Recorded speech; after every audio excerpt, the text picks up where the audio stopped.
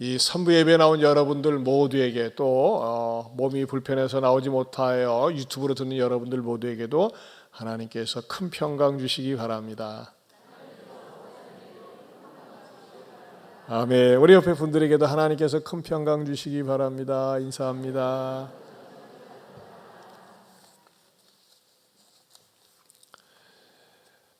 신앙생활을 참 매력적으로 아름답게 잘하고 있다라는 평가 기준이 무엇이라고 보십니까? 그것은 사람이 균형 잡힌 삶입니다. 사람이 균형 잡혀 있다. 이 균형이란 말을 전 참 좋아합니다. 모나지 않는다. 또 사람이 보기에 아름답다. 균형 잡힌 거거든요. 이 균형 잡힌 전형적인 사람이 바로 고넬료입니다. 그 고넬료에 대한 평가가 우리가 3월달 성과 암송에 나와 있습니다. 사도행전 10장 22절 같이 암송해 볼까요?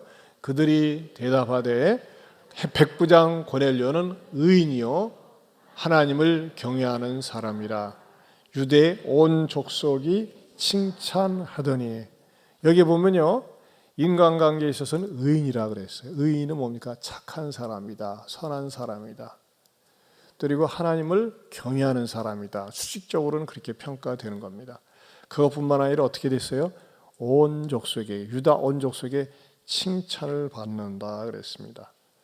이왕이면 저와 여러분들이 신앙생활하면서 우리가 예수님을 믿으면서도 내가 눈에 보이는 좋은 목표로는 고넬료와 같은 그런 가정 인물 되시기를 축원합니다. 오늘은 사도행전 강의 164번째가 되겠습니다. 오늘 설교 제목을 제가 복된 입금이라고 했습니다. 복된 입금이. 입금이라는 게 무슨 말입니까? 이끌어 주는 겁니다. 우리 찬양단에서 찬양을 애스럽게 이끌고 여러분들은 찬양을 같이 부르고 덩달아 좋지 않습니까? 이렇게 이끌어 주는 겁니다. 자, 오늘 본문을 통해서 어떻게 해서 복된 입금이가 나오게 되는지 이제 말씀드리겠습니다. 첫째는요, 유숙하게 하는 힘을 봅니다. 유숙하게 하는 힘. 자, 우리 23절에 보면요, 베드로가 불러들여 유숙하게 하니라 그랬습니다. 베드로가 불러들여서 이 사람들을 유숙하게 했다. 아무렇지도 않은 그냥 평범한 말씀처럼 보입니다. 그런데 원래 성령님께서는요, 이 베드로를 찾아온 사람들에게 유숙하라고 말씀하시지는 않았어요. 그 20절 위에 보면 이렇게 말씀하고 있어요. 일어나 내려가 의심하지 말고 그냥 함께 가라. 내가 그들을 보내었느니라 그랬어요. 자, 그냥 이들이 오면은 점심 먹고 바로 그냥 쫓아서 가이사라로 가라. 내가 그들을 보내었다라고 말씀을 하셨습니다. 그렇다면 베드로는 이 시간대가 점심 먹고 난 시간대이기 때문에 이들이 찾아왔으니까는 바로 이들과 함께 가이사라로 고넬료를 만나러 가면 됩니다. 그런데 어떻게 합니까? 그들을 불러들여서 유숙하게 했다고 하는 것입니다. 그런데 여기 우리말 성경에는 유숙하게 하니라라고 이렇게 나와 있습니다만은 이 유숙하다라는 동사가 헬라어 원문에는 이런 뜻이 담겨져 있습니다. 한번 보실까요? 크세니쪼라고 하는데 환대하다라는 뜻이 있습니다. 환대하다. 한번 따라서 해보십시다. 환대하다. 여러분, 내가 어느 집에 초청을 받았는데 내가 굉장히 환대를 받았어요. 이런 건 무슨 뜻일까요? 굉장히 친절하게 분에 넘치게 대접을 받았다 할 때 환대를 받았다고 하지 않습니까?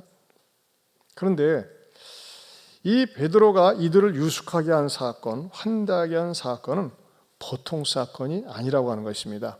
원래는 이들을 만나서는 안 되는 그런 관계들입니다. 왜냐하면요, 오늘 읽은 내용 가운데 28절에 이렇게 말씀하고 있습니다. 28절 같이 보겠습니다. 이르되 유대인으로서 이방인과 교제하며 가까이 하는 것이 무엇인 줄 위법인 줄 너희도 알거니와. 법적으로 명문화되지는 않았지만 관습법상 유대인과 이방인이 만나는 것은 위법이었다고 하는 것입니다. 사실 이 베드로 같은 경우는 그것을 알았기 때문에 만나려고 하지 않았었어요. 그런데 특별히 오늘 사건을 통해서 놀라운 일이 벌어지는데, 우리들의 문화와 우리들의 관점에서는 이들이 만나는 사건이 별것 아닌 것 같이 보이지만은 굉장히 별거인 사건입니다. 어떻게 보면은 이 이방인들이 무두장이 시몬의 집에 와서 하룻밤 유숙을 하고 한 대까지 받았다. 그것은요 굉장히 당시의 그 시각으로 볼 적에는 엽기적인 사건이라고 하는 것입니다. 자, 일단은 이 집의 오너인, 이 집의 말하자면은 집주인인 무두장이 시몬의 입장에서 한번 말씀을 드리겠습니다. 베드로 자신도 자기가 선민이지만은 이방인에 대한 편견을 가지고 있었어요. 그래서 그 편견이 잘 고쳐지지 않으니까 이방인은 상종 못할 인간들, 지옥 갈 땔감들 이런 생각을 하고 있었기 때문에 이방인에 대해서 다 이렇게 마음이 묶여져 있었으니까 그 닫힌 마음을 하나님께서 깨기 위해서 하늘을 보자기 사건을 통해서 한 번도 아닌 3번을 통해서 그 날짐승을 잡아먹으라고 그렇게 하나님께서 환상 중에 보여주신 것이 아니겠습니까? 그런데 여러분 베드로는 그 사건을 통해서 그가 깨어지고 고정관념의 그 눈이 벗겨졌다고 하지만 무두장이 시몬의 입장에서는 그런 경험을 한 적이 없잖아요. 근데 여러분 시몬은 어떤 사람입니까? 시몬도 역시 유대인입니다. 그 유대인이기 때문에 유대인이 가지고 있는 고정관념이 있었다고 하는 것이죠. 그리고 이 무두장의 시몬은요 유대인이면서도 서러운 유대인이었어요. 왜냐하면 직업상 구약 성경에 보면요 죽은 짐승의 사체를 만지면 그 만진 것 자체가 부정한 거예요. 근데 이 무두장의 시몬은 짐승을 잡아가지고 죽여가지고 또 그것의 내장과 모든 고기를 다 끄집어내고 그것을 갖다가 물로 씻고 가공을 하고 판매해서 먹고 사는 그런 사람이었어요. 그러니 말이죠 사람들이 어떻게 생각했겠어요? 여러분 무두장이 시몬의 집이 어디 있는 줄 아십니까? 그 6절을 보겠습니다. 10장 6절을 같이 봅니다. 시작. 그는 무두장이 시몬의 집에 유숙하니 그 집은 어디에 있다? 해변에 있다. 그래서 거기서 줄을 쳐보세요. 해변에 있다. 여러분 이것도 아무것도 아닌 것처럼 보이죠? 우리는 해변하면 해변으로 가요, 해변으로 가요. 윤항기 씨의 그 노래가 생각이 나요. 근데 여기서 해변은요 특별한 의미가 있다는 거예요. 왜냐하면 당시에 짐승을 잡아서 죽이고 가공하고 무드질하고 이게 막 널어놓고 하는 거는요 굉장히 수작업이 많이 들어가고 냄새가 많이 납니다. 여러분 짐승 죽인 것을 갖다가 그것을 걷어내고 청소하는데 얼마나 지저분하겠어요. 근데 뭐가 있어야지 빨리 이게 처리가 됩니까? 물이 있어야 돼요. 근데 물 중에서 제일 좋은 물이 바닷가. 해변가의 일터, 그 공장, 수작업을 하는 현장을 만들 수밖에 없는 거예요. 지금 같아서는 있을 수 없지만 당신은 어떻게 하겠어요? 우물가에서 할 수 있는 것도 아니고. 그러다 보니까 해변에다가 그 일터 가공 처리장을 만들면서 바다가 이제 밀물 썸으로 씻겨져 내려가면서 그걸 갖다가 이제 처리를 했겠죠. 자, 그러한 작업을 하고 있었습니다. 그런 장소에서 그런 말하자면 자기의 거주지를 정해놓고서 일하면서 살고 있었는데 그곳에 지금 베드로가 머물러 있고 그러면서 이방인들이 방금 찾아왔습니다. 그러나 방금도 말씀드린 것처럼 이 시몬, 무두장의 시몬도 내가 비록 직업은 천하지만 이름에도 선민이지라고 하는 선민의식이 있었다고 하는 것입니다. 근데 만약에 그렇지 않아도 사람들이 선민이지만 사람들이 은근히 깔보고 무시하는 그런 직업을 가지고 있었는데 낯선 이방인들, 지옥의 땔감이라고 차별 금지했었던 그 이방인들을 받아들이고 하룻밤 재운다고 하는 것은 굉장히 후환이 두려울 정도의 무서운 사건이라고 하는 것입니다. 보십시오. 무두장의 시몬은 부정한 짐승을 대하는 부정한 직업을 가지고 있고 그래서 부정한 사람이고 그래서 부정한 곳에 머물면서 일을 하고 있는데 더군다나 부정한 사람들이 와가지고 하룻밤 머물고 잤다. 이거는요 영원히 부정한 집으로 부정한 일터로 낙인 찍히며 살 수도 있었다고 하는 것입니다. 이 입장을 누가 가지고 있다고요? 무두장이 시몬이 가지고 있다는 거예요. 자, 그렇다면 역으로 이들을 찾아온 고넬료가 보낸 두 사람의 하인과 또 군인, 로마 군인은 어떠하겠어요? 이들은 기분이 좋겠습니까? 아니에요. 여러분, 그 고넬료가 보낸 부하 군인 같은 경우는요, 이래봬도 로마 군인입니다. 엘리트 고넬료 밑에 있는 로마 군인이기 때문에 이 사람도 뭐예요? 제법 똑똑한 사람들입니다. 더더군다나 문제가 되는 건 뭐냐면은 직접 이들에게 가서 고넬료의 메시지를 전하는 하인들이라고 하는 것입니다. 이 하인들은 어떤 사람들이냐면요, 굉장히 똑똑하고 유능한 사람들입니다. 이때 당시에 하인들은 어떤 사람들이 하인들이었냐면 전쟁이 나가지고 상대방이 졌을 경우에 그 가운데서 똑똑하고 실용적 가치가 있는 사람들을 데려다 놓고 자기 집에 하인으로 두면서 또 교육을 시키고 집안의 대소사를 맡고 금전 관리를 맡고 일종의 집사 역할을 하는, 월급은 주지 않으면서 부려먹는, 그래서 근무지를 이동할 때마다 늘 데리고 다녔어요. 그래서 이들 하인은요, 성경에 등장하는 다른 하인과 질이 다릅니다. 우리 그 10장 7절에 보면은 마침 말하던 천사가 떠나매 고넬료가 집안 하인 둘이라고 그랬는데, 여기 하인은 말이죠, 어떤 하인이냐? 우리가 성경에서는 보통 하인을 뭐라고 헬라어로 표현하냐면 둘로스라고 합니다. 둘로스. 우리가 그 선교선 배도 둘로스호가 있지 않습니까? 근데 여기 10장 7절에 등장하는 하인은 둘로스가 아니라 오이케테스라고 하는 그런 하인이에요. 그러니까 일반 하인들보다 등급 수준이 높다는 것입니다. 우리가 뭘 연상하면 되냐면 배너 영화를 보면 배너도 원래가 그 하층 출신이 아니에요. 집안이 좋은 출신인데 뭐 이렇게 기와장 떨어지면서 그 실수를 해가지고 그것으로 잡혀가가지고서 귀족 출신인데 하인이 되지 않았습니까? 마찬가지로 이 오늘 성경에 등장하는 하인도 오이케테스로 그 주인 고넬료의 대소사를 맡아서 담당하고 있는 고급의, 그래도 최고 등급의 하인이었다고 하는 것입니다. 자, 왜 제가 이렇게까지 말씀드리냐? 자, 로마 병사 하나하고 하인 두 사람이 무두장의 시몬의 집을 찾아가는데, 이 두 사람들의 사이는요, 굉장히 팽팽한 긴장과 극단적인 감정 속에서 만날 수밖에 없는 사람들이라고 하는 것이죠. 무두장의 시몬은 자기가 비록 천민 출신이지만은 선민이라고 하는 의식이 있었고, 그렇기 때문에 이방인들을 쉽게 만날 수 없는 그런 자부심이 있었고, 또 로마 병사 하나하고 하인 두 사람은 뭐예요? 자기네들은 어떤 사람은 로마의 지도를 받고 로마의 말하자면 영향력을 받는 사람들이기 때문에 유대인들을 우습게 생각을 했습니다. 마치 우리 옛날에 외정시대 때 한국 사람들을 일본 사람들이 조센징이라고 우습게 본 것처럼 그렇게 생각하는 사람들이었다고 하는 것이죠. 그런데 이들이 그냥 인사만 하고 오는 것이 아니라 어떻게 하는 것이에요? 하룻밤 묵는다는 거예요. 어떠한 곳에서요? 냄새나는 그런 일터에서. 이들이 오기 위해서 대청소를 했겠어요? 이 급작스럽게 일어난 사건인데, 그런 해변가에서 정말 그 죽은 짐승의 사체를 처리하는 그런 공장 쪽에 있는 곳에 한쪽 방에서 그들이 유숙할 수밖에 없었다고 하는 것입니다. 그런데 이것을 갖다가 자연스럽게 한 것이 아니라 누가 주선을 했습니까? 베드로가 했어요. 어떻게 해요? 자, 우리 다시 한번 그러니면서 23절 읽어볼까요? 시작. 베드로가 불러들여 뭐하게 아니라 유숙하게 하니라 그랬어요. 사역적인, 사역 동사의 의미가 있잖아요. 유숙하게 했습니다. 어떻게 해요?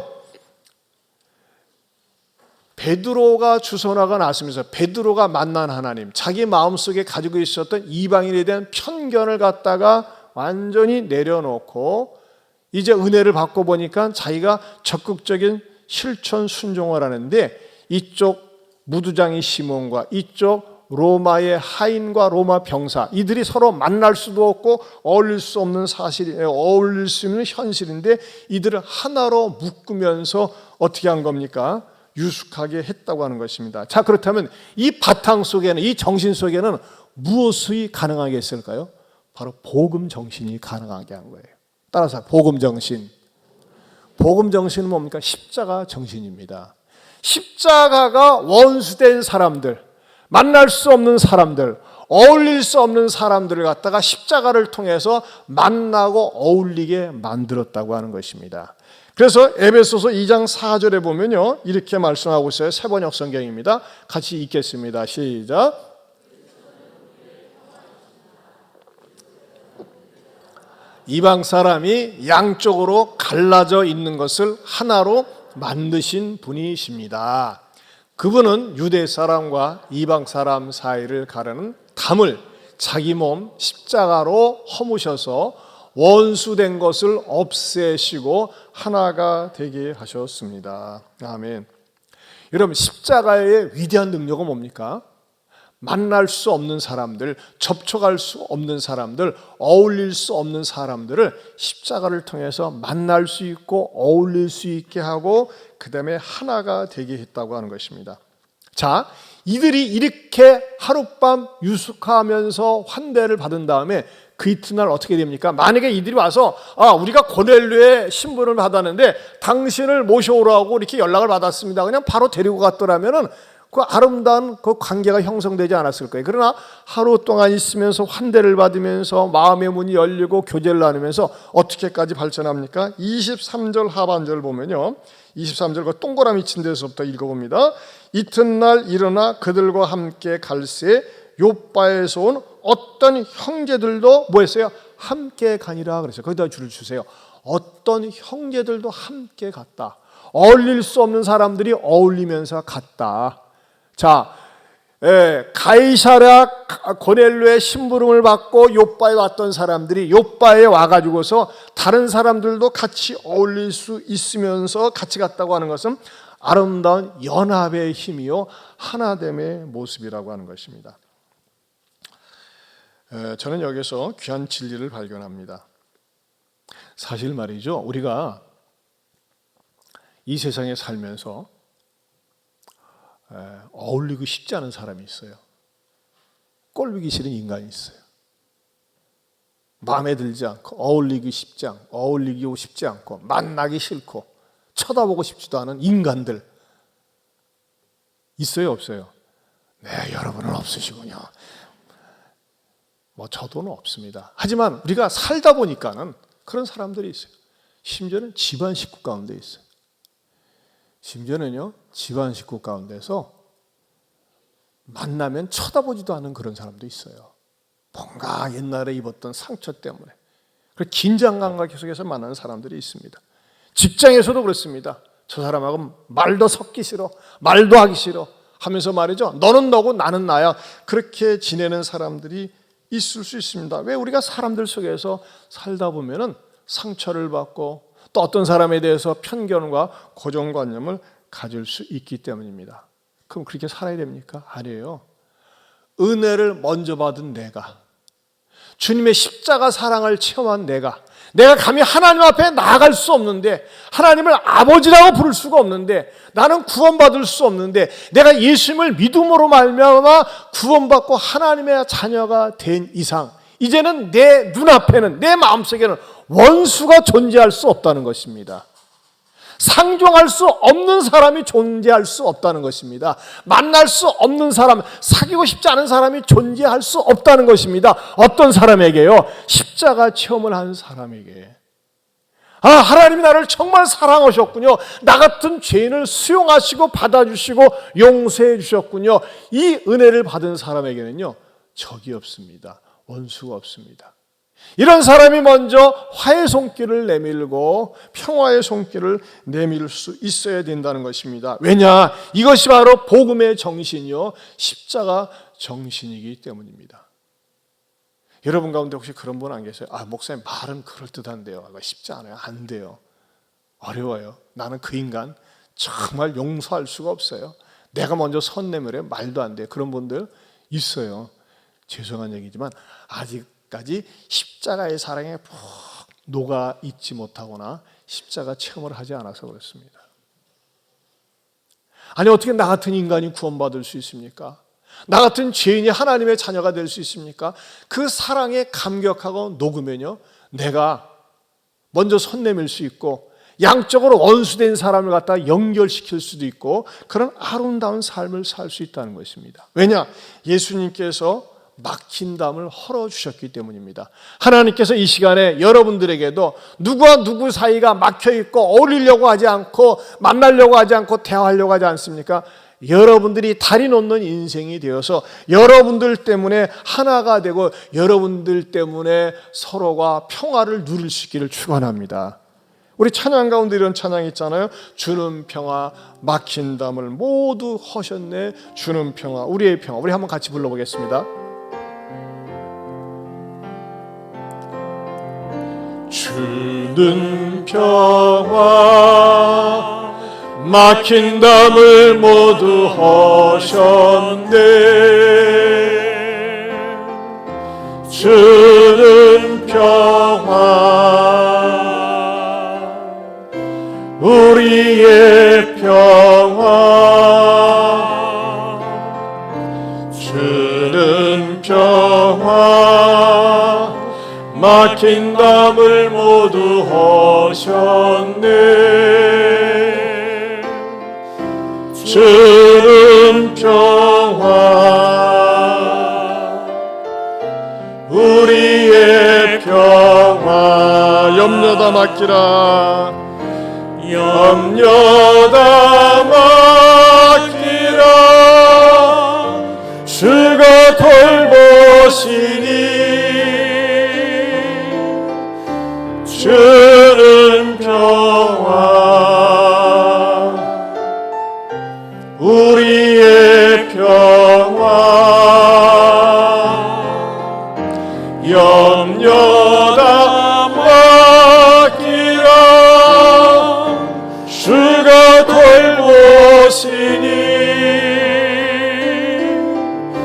주는 평화 우리의 평화. 아까 2부 설교 마치고 이제 예배 마치고 인사하는데 어떤 분이 옆에 와서 목사님 오늘 저한테 주신 말씀 같아요. 내가 절대 손 내밀 수 없었는데 내가 먼저 얘기할 수 없었는데 오늘 말씀을 듣고 보니까 주님께서 나에게 메시지 주신 것 같아요. 이렇게 말씀하시더라고요. 혹시 여러분 이 자리에서도 어울릴 수 없고 이야기하고 싶지 않고 손 내밀고 싶지 않은 그런 분이 있습니까? 성령께서 먼저 여러분의 마음을 녹여주셔가지고 내가 먼저 하나님 앞에 용서받았기에 내가 먼저 하나님 앞에 은혜 받았기에 십자가의 정신으로 연결해주고 손 내밀 수 있고 평화를 마련할 수 있기를 축원합니다. 두 번째로 오늘 본문을 통해서 주시는 말씀은 관계의 확장성을 본다는 것입니다. 관계의 확장성. 관계가 확장되는 거예요. 자, 24절을 보겠습니다. 24절 같이 봅니다. 시작. 이튿날 가이사랴에 들어가니 고넬료가 그의 친척과 가까운 친구들을 모아 기다리더니 여러분 고넬료가 친척과 가까운 친구들을 모았다고 그랬습니다. 왜 모은 것일까요? 만약에 여러분의 집에 유명한 사람이 온다고 하면은 혼자 누리기 원치 않을 거예요. 전에도 우리 교회 한국 가수인 남진 장로님 오신다고 하니까 설명하기가 좋고 선전하기가 좋아요. 남진 우리 교회 온다. 왜? 가서 노래도 듣고 그분의 신앙도 듣고. 만약에 여러분의 집에 유명한 사람이 온다고 해보세요. 그러면 여러분들이 최대한 아는 사람들 와가지고서 같이 식사의 교제를 나누며 서로 말이죠 축복하고 그러기를 원하지 않겠어요? 그런데 고넬료가 그가 친척들과 가까운 친구들을 초청을 했는데 유대 총독이 오는 게 아니에요. 황제가 오는 게 아니에요. 누가 옵니까? 그들은 전혀 듣도 보도 못한 베드로를 초청했어요. 왜? 복음을 듣기 위해서. 그런데 이게 결코 쉬운 사건이 아니라고 하는 것입니다. 여러분 생각을 해보세요. 고넬료 입장에서 생각을 해보세요. 초청을 해요. 우리 집에 좀 오세요. 좋은 일이 있어요. 좀 오세요 하면서 친척들과 친구들을 초청하는데 아니 왜 뭐 때문에 초청장 내용이 있을 거 아니에요. 그럼 구두로 초청한다고 했을 적에 실은 내가 기도하는데 하나님이 천사 보내줘가지고 베드로 초청하라고 그랬거든. 그래서 당신네들 오라고 한 거야. 만약에 이렇게 말을 한다면 사람들이 그래 하고 받아들이겠습니까? 아닐 것 같아요. 왜냐하면 고넬료가 천사들을 만났다고 하는 것은 어디까지나 주관적인 신비적 체험입니다. 그건 그 사람 이야기고 결코 받아들이지 않을 겁니다. 황당무계하게 들릴 것입니다. 참 멍 때리는 얘기라고 요즘식으로 표현할 것입니다. 그런데 이들은 어떻게 했어요? 모아졌다는 거예요. 저는 이게 궁금해요. 어떻게 이들이 모아질 수 있었을까? 원래 이들을 모으려고 하는 계획은 없었습니다. 왜냐하면요, 10절에 보면 천사가 나타나서 그에게 지시할 때 이렇게 말씀하고 있어요. 10장 5절 보겠습니다. 10장 5절 같이 봅니다. 내가 지금 사람들을 요바에 보내어 베드로라 하는 시몬을 청하라 그랬어요. 베드로를 청하라고 그랬지 주변의 친구들도 청해라, 친척을 청하라고 하지 않았습니다. 그런데도 불구하고 고넬료는 말이죠, 오버센스 해가지고 과잉으로 말이죠, 친구들과 친척들을 청했어요. 그런데 중요한 건 뭐냐면 이들이 이에 초청에 응했다고 하는 거예요. 그럼 어떻게 응할 수 있었을까요? 고넬료는 실없는 사람이 아니다. 고넬료는 믿을 수 있는 사람이다. 고넬료가 오라고 했을 때는 뭔가 가치가 있다고 하는 판단하에 오게 된 것입니다. 그러면 고넬료는 믿을 수 있고 신뢰할 만하고 고넬료가 오라고 할 때는 뭔가 가치가 있다고 하는 근거가 어디에 있습니까? 그 근거가 바로 어디에 있느냐? 22절 말씀에 있습니다. 22절에 그들이 대답하되 백부장 고넬료는 의인이여 하나님을 경외하는 사람이다. 유대 온 족속이 뭐하더니? 칭찬하더니. 거기다 줄을 치세요. 칭찬하더니.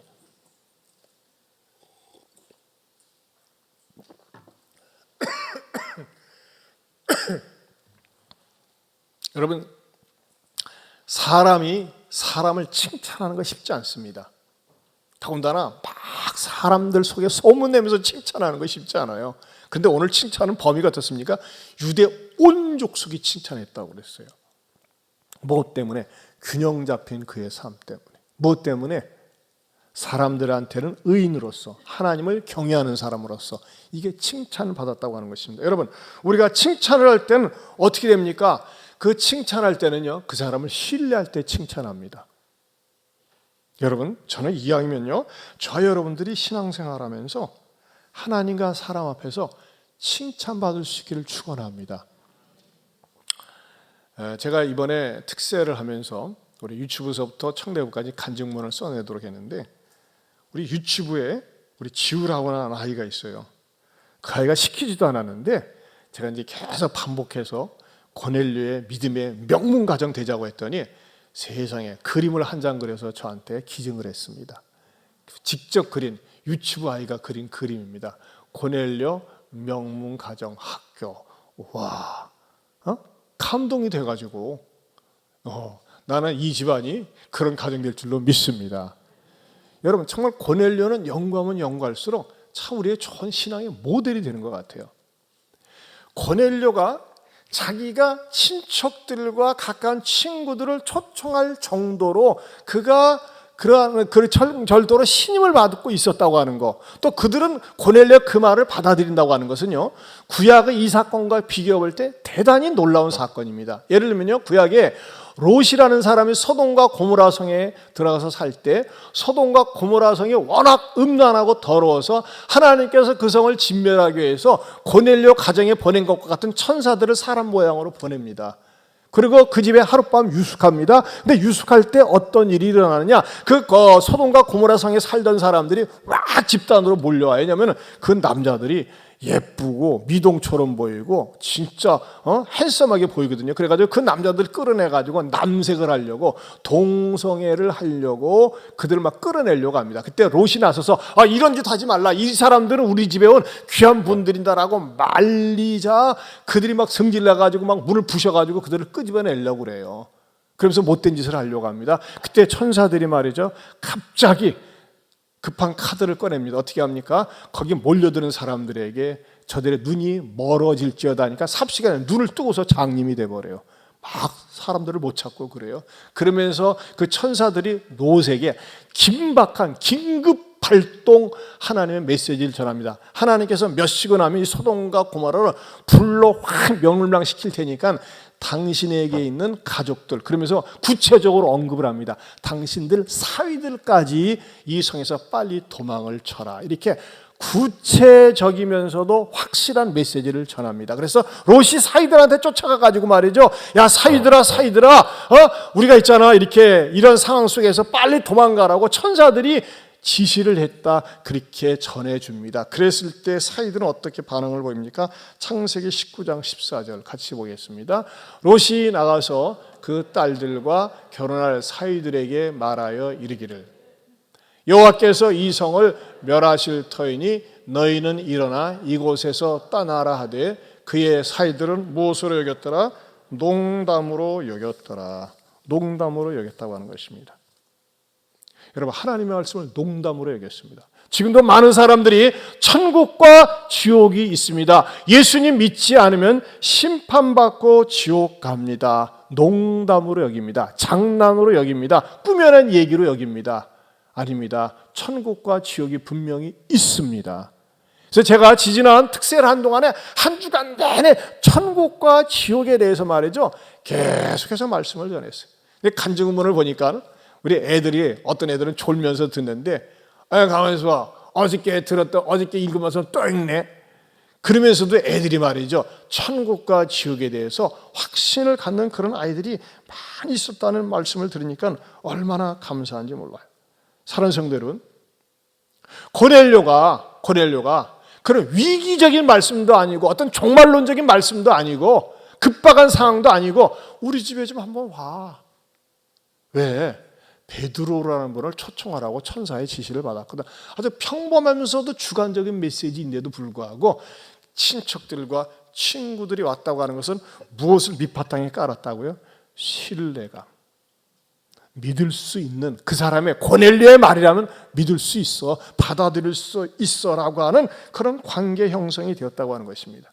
저는 이 말씀을 묵상하고 준비하면서 우리가 작년에 이 코로나 때문에 못했던 거 회개하는 마음을 하려고 합니다. 그게 뭡니까? 6월 27일 날 새생명 축제를 마스크를 끼고서라도 하려고 합니다. 근데 중요한 건 뭘까요?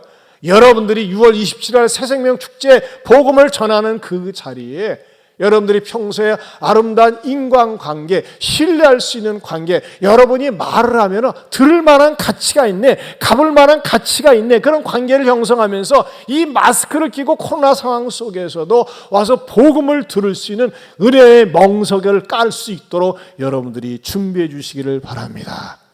얼마나 가치 있는 일입니까? 소중한 일입니까? 그리고 세 번째로는 우리가 이끄미가 되어야 된다는 것입니다. 이끄미. 여러분, 이끄미가 무슨 말입니까? 사람을 이끌어주는 거예요. 사람은 절대 혼자서 스스로 자랄 수가 없습니다. 태어나서부터 부모의 도움을 받지 않습니까? 우리가 서로 이끌어줘야 됩니다. 힘 있는 사람이 힘 없는 사람을, 건강한 사람이 병약한 사람을, 배운 사람이 배우지 못한 사람을, 돈 있는 사람이 없는 사람을 이끌어줘야 돼요. 제가요, 어저께 금강방송 뉴스를 우연히 봤는데, 와, 우리 익산시에도 저런 일이 있다니. 여러분, 전라북도에서 최초로 한 일이 있어요. 그게 뭔지 아세요? 나눔곡간이라는 곳이 생겼습니다. 나눔곡간. 전주 아직 안 생겼어요. 나눔곡간. 옛날 익산 경찰서 자리에다가 나눔곡간이 마련되어 있어가지고 누구든지 와가지고서 말이죠, 필요한 생필품을 5만 원어치 가져갈 수가 있습니다. 그냥 공짜로 주는 거예요. 기부를 받아가지고. 그래가지고서 말이죠, 그걸 나눠주는데, 야, 지금 처음에 생긴 데가 영등포에서 생겼거든요. 영등포에서. 근데 저것도 우리 교회에서 한번 할까 이런 생각도 하고 있었는데, 근데 그건 한 번 해서는 안 되잖아요. 1년 360을 운영을 하는데 많은 그 중소기업들이 또 여러 기업들이 참여하면서 어쨌든지 간에 하루 들려가지고 여러분들이 실험 삼아 가셔도 돼요. 뭐 굳이 말이죠, 이게 누구 차별을 두지 않더라고요. 누구든지 와도 돼요. 아마 내가 볼 적에 뭐 주민등록번호 게재하고 해가지고서 가져갈 수 있는 건데, 참 익산시에서 아름답고 선한 일을 하는구나. 더더군다나 제가 놀란 거는요, 이제 기사를 익산시청에 들어가서 기사를 봤더니, 보통 우리가 생보 대상자들에게, 생활보호 대상자들에게 많은 혜택을 주는데, 생보 대상자가 아니더라도 들어가서 생필품 필요한 것을 가져갈 수가 있고, 그런데 몸에 거동이 불편하거나 어려운 분들은 연락을 하면 배달까지 해준답니다. 이야, 대한민국 진짜 좋은 나라 됐어요. 저는 우리나라가 그렇게 또 할 수 있다고 하는 건 너무나 많이 취절지출하는 것도 문제지만 어쨌든지 간에 우리 주변에 가난하고 고통당하는 사람들, 굶주려서 죽는 사람들이 없도록 이렇게 배려할 수 있다고 하는 것은 이만큼 우리나라가 하나님 앞에 복을 받은 나라인 줄로 믿습니다. 자, 그 가운데서 우리 교회는 뭐를 했습니까? 우리가 한 주간 동안 우리 교회에 특세 개근한 우리의 자녀들에게 특세 장학금을 줬어요. 그리고 그냥 준 것이 아니라 신앙을 다지고 확인하면서 강조한 게 있었어요. 자, 우리가 이 땅에 살면서 그냥 돈 벌려고 하는 많은 부자가 아니라 영적인 부자가 되고 실력 있는 부자가 되고 복음의 부자가 되자. 아이들한테 꼭 박히게 했는데 계속 이 아이들이 반복해서 하는 거예요. 근데 저는요, 이 일에 참여한 성도님들, 여러분 4,600만 원이라는 헌금은 굉장히 큰 겁니다. 저희 교회가 몇 주 헌금해야지 그렇게 나오거든요. 이 어려운 때에. 근데 이 헌금에 어떤 물은 말이죠, 할머니는 아마 노령연금을 모은 것 같아. 그분은 자기 집도 없으세요.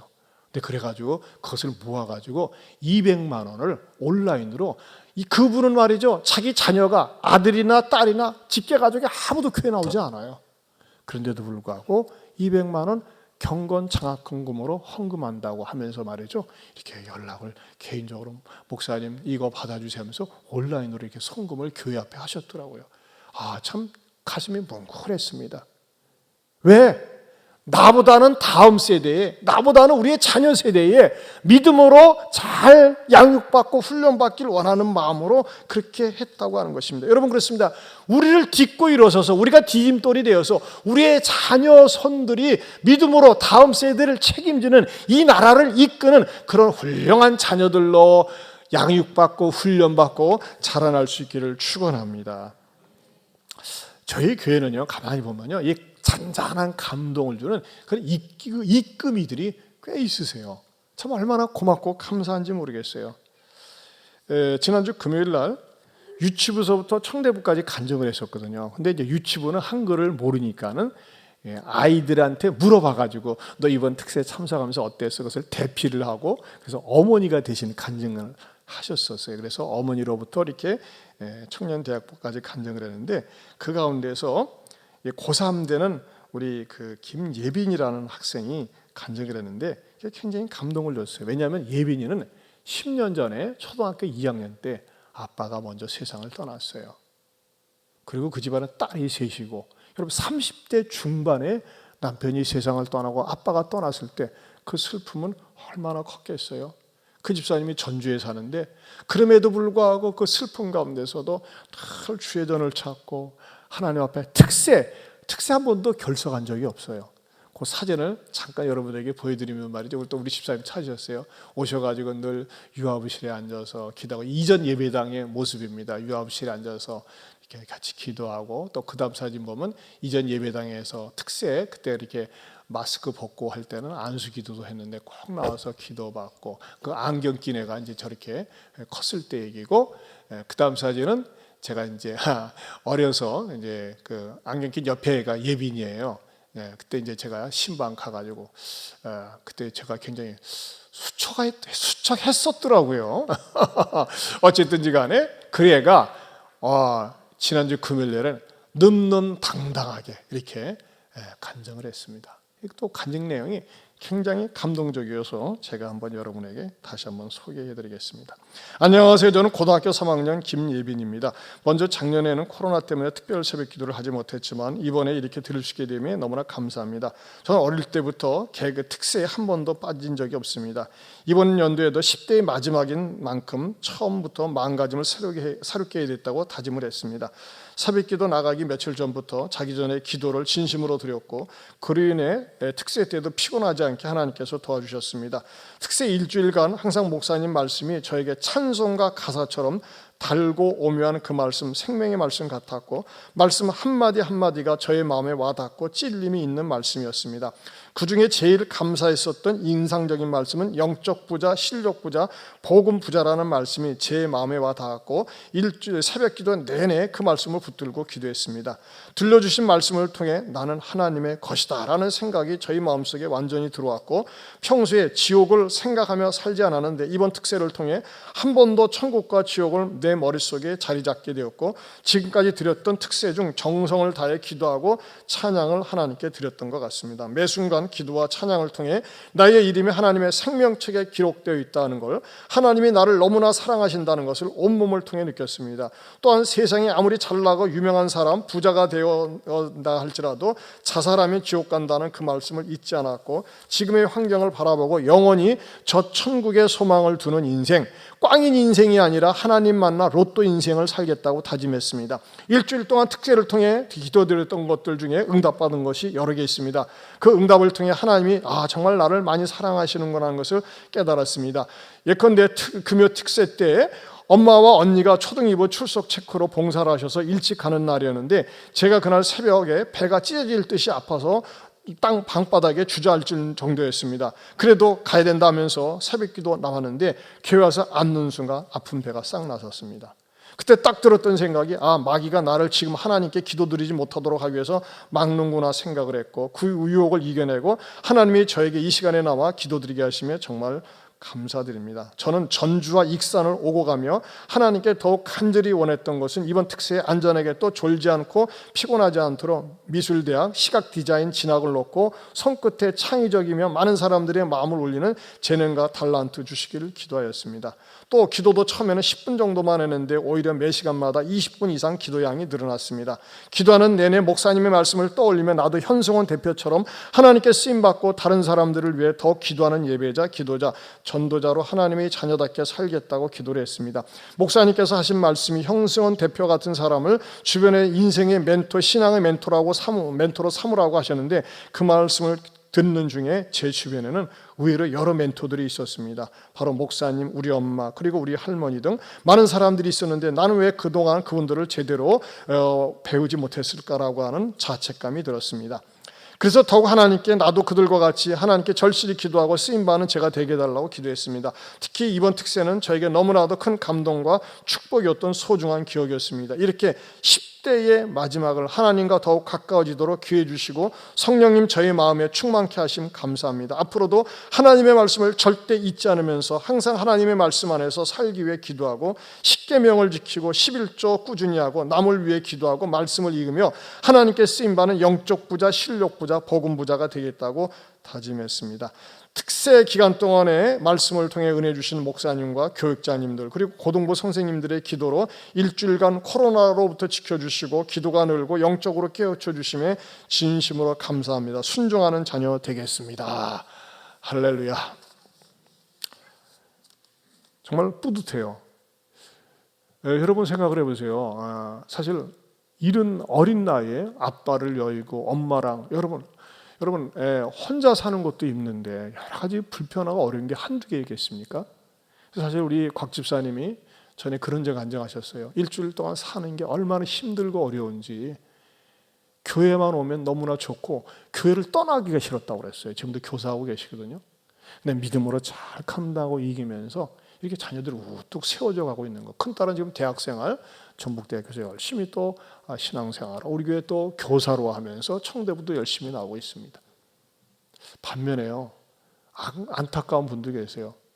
똑같은 어떤 자매인데 거기도 남편이 30대 중반에 이러는데 막 아주 젊다 보니까 아주 세상에 나가가지고 막 교회를 완전히 차단하고 전화도 받지 않고 딸들도 교회도 안 보내요. 너무너무 가슴이 아파요. 여러분, 우리 집사님 가정이 이렇게 될 수 있도록 여러 많은 이끌이들이 있었어요. 신앙으로 이끌어주고, 물질로 이끌어주고, 격려로 이끌어주고, 이런 이끌이. 여러분, 이끌이의 삶이 얼마나 행복할까요?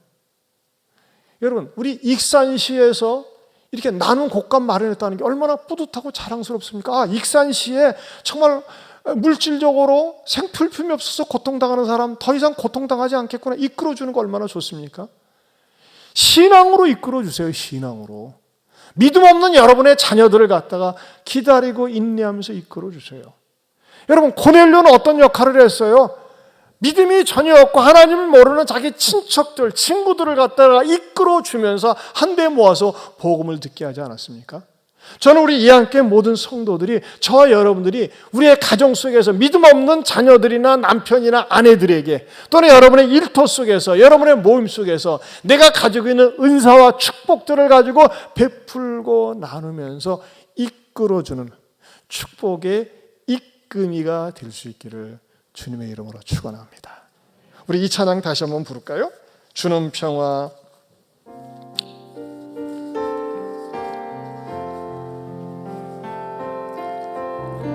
주는 평화, 막힌 담을 모두 하셨네. 주는 평화, 우리의 평화. 주는 평화, 막힌 담을 모두 하셨네. 주는 평화, 우리의 평화. 염려다 맡기라, 염려가 맡기라. 주가 돌보시니